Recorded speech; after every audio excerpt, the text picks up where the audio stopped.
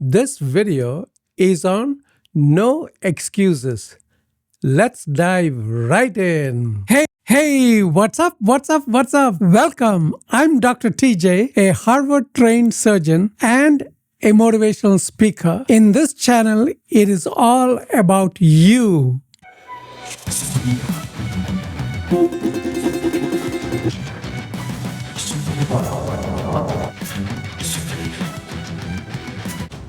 What if I told you that the difference between a life of mediocrity and a life of extraordinary success is just one word?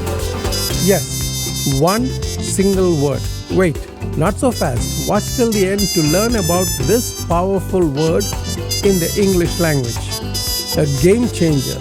Watch till the end. I'm not going to tell you what it is yet because first, you need to hear a story so powerful, it will shake you to your core. But before we dive in, I need you to do something for me right now. First, hit that like button and subscribe so you don't miss any future life-transforming videos that will help you unlock your full potential. Second, drop a comment below telling me which part of the world you're watching this from.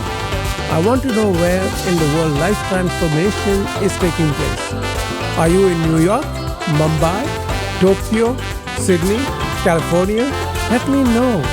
I read every single comment. Third, and this is critical, this entire video is interconnected. Every part builds on the last.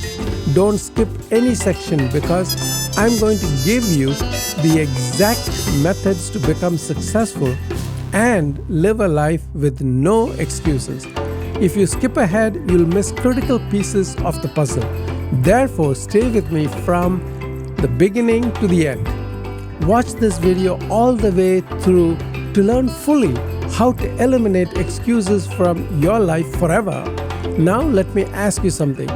How many times have you told yourself, I can't do this because, or now's not the right time because, or I would, but we all do it. We create these elaborate reasons, these sophisticated excuses for why we can't pursue our dreams right now. But today, I'm going to share a story about someone who had every reason to quit. Every excuse in the world was valid, real, justified.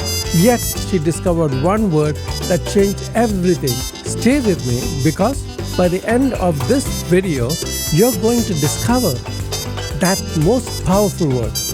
And you'll never look at your life the same way again. Our story begins on a delayed train from Manchester to London in 1990. A young woman sits by the window, too shy to ask anyone for a pen. But in her mind, magic is happening, literally. An idea explodes into her consciousness. A boy who doesn't know he's a wizard going to wizard school. The images flood her imagination so powerfully that she can barely contain her excitement. Let's call her Joanne. Just Joanne for now. In this moment, she's experiencing what every creator dreams of, that lightning bolt of inspiration, that perfect story that feels destined for greatness.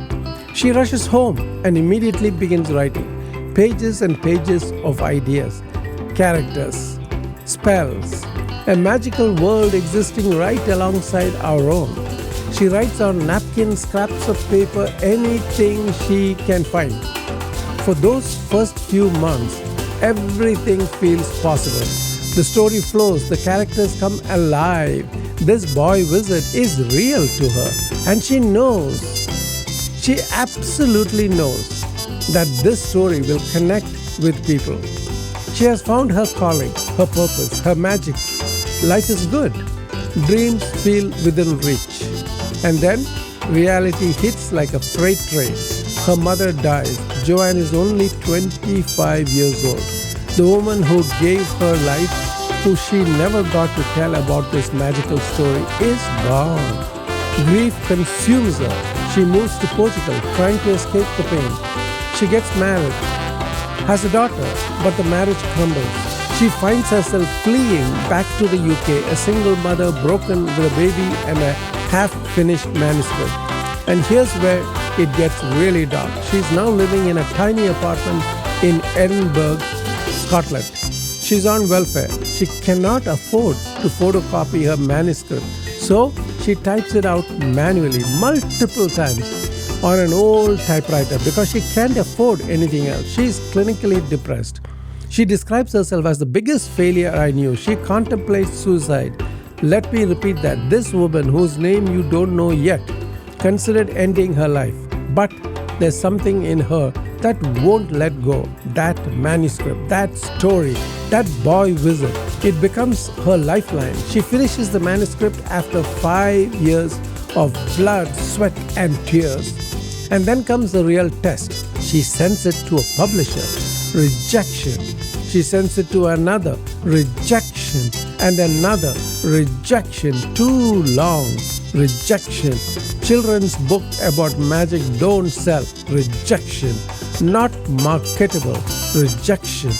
One after another. 12 publishers reject her story. 12! Can you imagine? You're broke, you're depressed, you're a single mother barely surviving, and the one thing you believe in, the one dream you have left, is being rejected over and over and over again. Most people would quit at rejection number 3. Some might persist to 5, but 12 rejections would destroy most people. And here's where our story reaches its darkest moment. This woman is at the rock bottom. No money, no support, no validation. Just rejection letters and an increasingly impossible dream. I am too poor. I am too depressed. I am a single mother with no support. 12 publishers have already rejected me. No one believes in my story. Every single excuse was valid. What would you do? She tries one more time. Publisher number 13, Bloomsbury, a small struggling publishing house in London, known for academic books. They have almost no experience with children's fiction.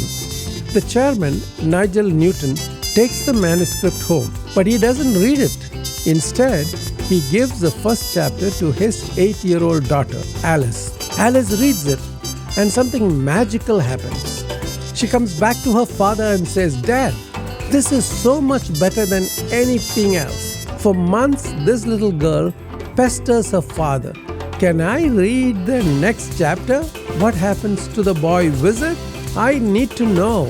And because of an 8-year-old girl's enthusiasm, Bloomsbury says yes. But even then, they don't believe. The first print run, 500 copies. 500. They tell Joanne to get a day job because she'll never make money from children's books. They tell her to hide her female identity and use initials because boys won't read books written by women. She's advised to create a middle name, Kathleen, after her grandmother, because she only has the lonely J to work with. So Joanne becomes J.K. Rowling. Yes, that J.K. Rowling. On July 26, 1997, Harry Potter and the Philosopher's Stone hits the shelves. Overnight, everything changes. The book becomes an instant phenomenon. Then a series, then a global empire. Today, Harry Potter has sold over 600 million copies. It's been translated into 80 plus languages. It created a multi-billion-dollar franchise, billion with a B. Bloomsbury's stock price skyrocketed. J.K. Rowling became the world's first billionaire author, all because she refused to accept excuses. She had every reason in the world to quit, but she chose something else instead. She chose that one word I mentioned at the beginning.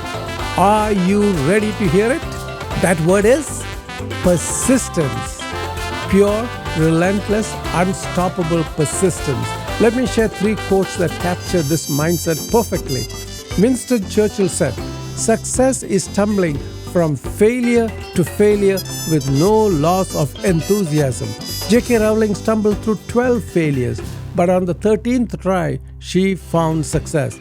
Thomas Edison said, "Many of life's failures are people who did not realize how close they were to success when they gave up.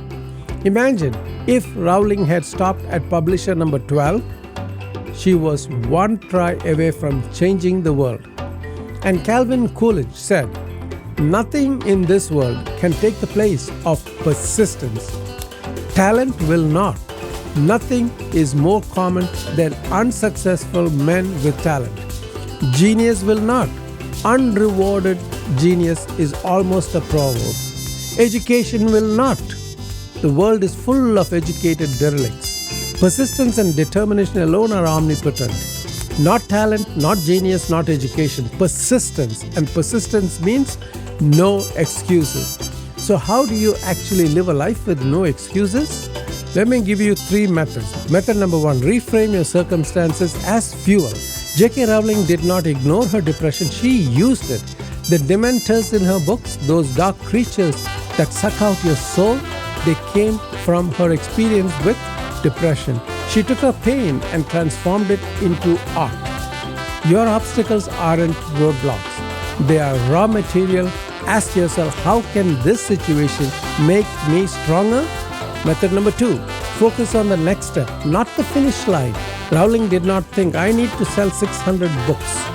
She thought, I need to finish this chapter, then I need to find one publisher, then I need to try one more time.